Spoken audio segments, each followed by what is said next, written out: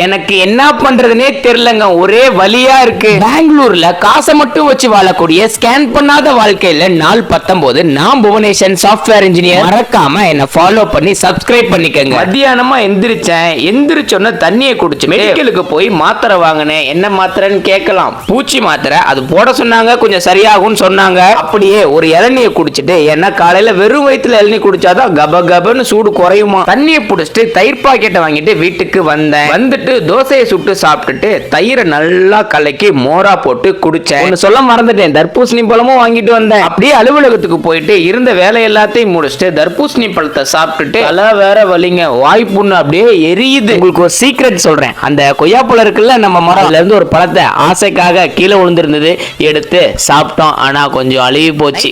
வெளியே போய் ஒரு வெஜ் பர்கரை சாப்பிட்டுட்டு வழக்கம் போல ஒரு பட்டர் மில்க போட்டுட்டு ஆபீஸ்ல ஒரு சில ஸ்நாக்ஸ் எல்லாம் கொடுத்தாங்க, அதையும் வாங்கி லபக் லபக்குன்னு சாப்பிட்டுட்டு ஒரு மணிக்கு அலுவலகத்திலிருந்து கிளம்பிட்டு இன்னைக்கு டேவை முடிச்சுக்கிட்டேன். மறக்காம ஃபாலோ பண்ணி சப்ஸ்கிரைப் பண்ணிக்கோங்க.